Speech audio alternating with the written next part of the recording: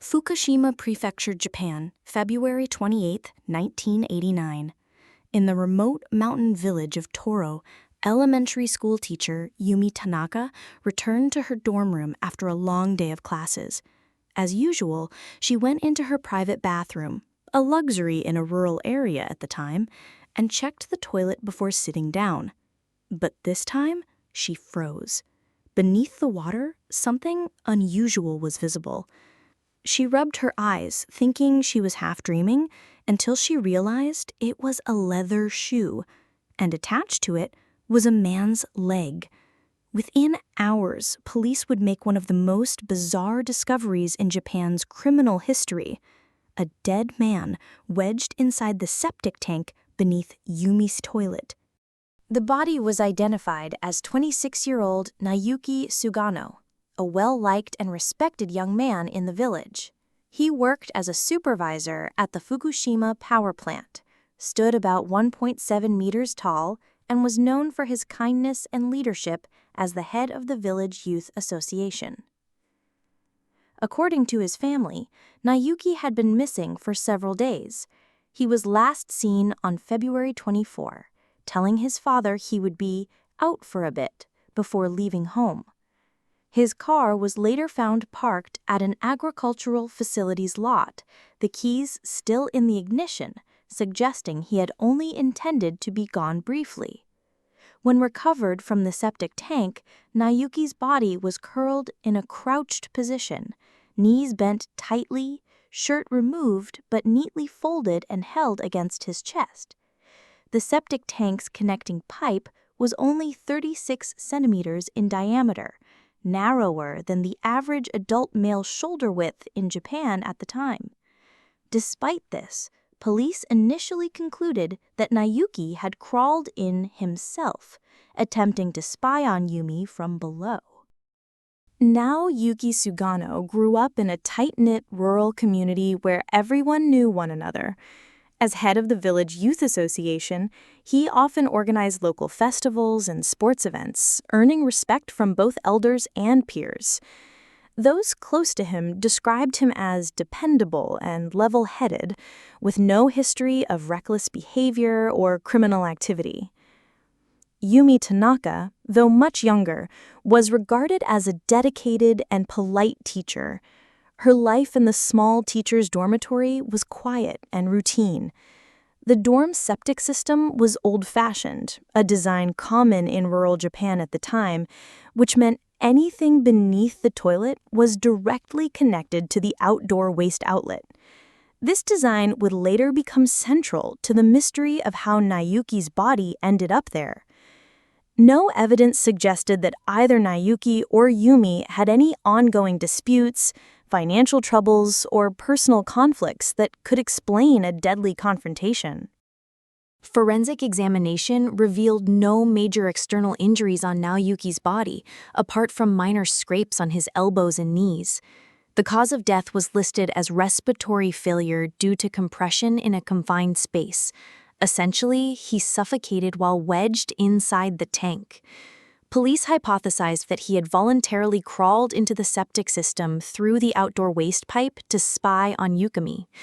This pipe measured only 36 centimeters in diameter, narrower than the average shoulder width for Japanese men in the 1980s, about 40 centimeters.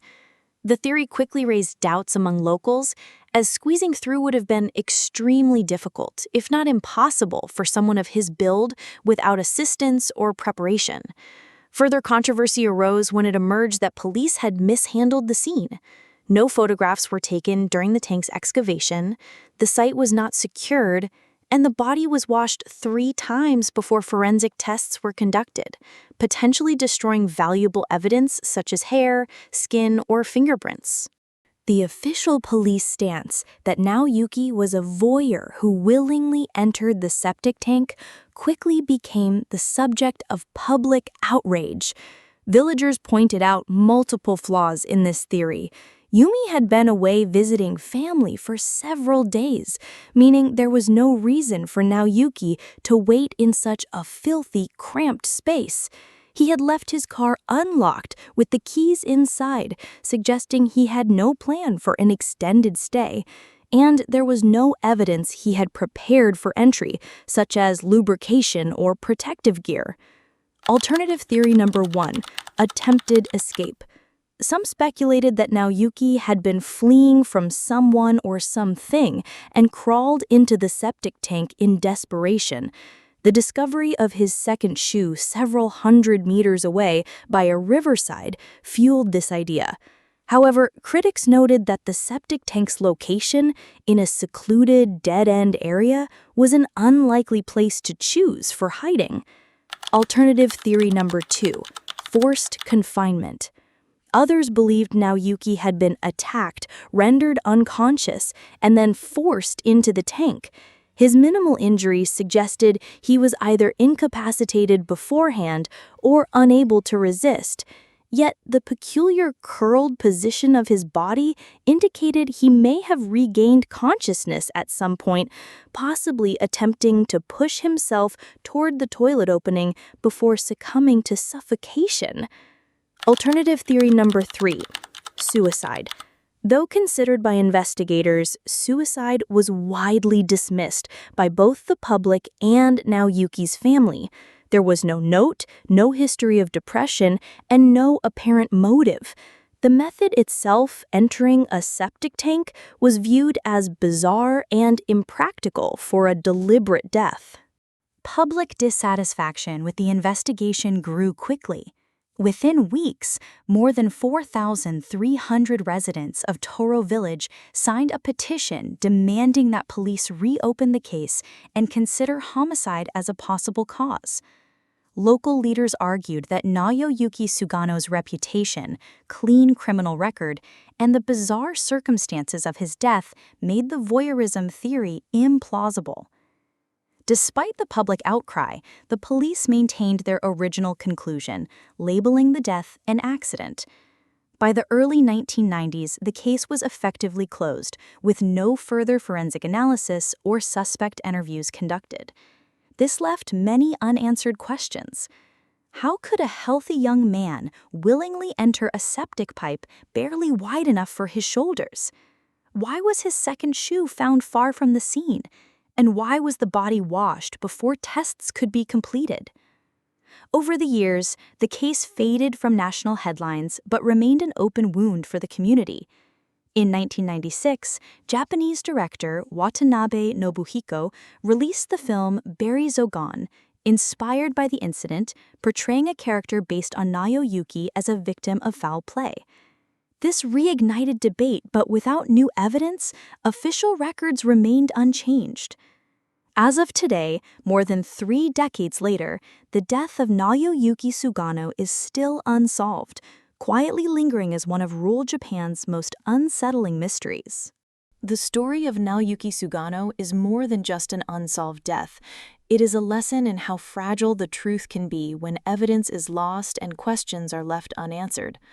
In a small village where everyone knew each other, the idea that a respected young man would willingly crawl into a septic tank to spy on a woman defies the character witnesses who knew him best. Perhaps the most haunting aspect is the silence that followed. With the case closed, official files gathering dust, and no legal avenue to force a reinvestigation, the mystery has become part of local folklore, whispered among villagers, told to newcomers, and occasionally resurrected by journalists and filmmakers.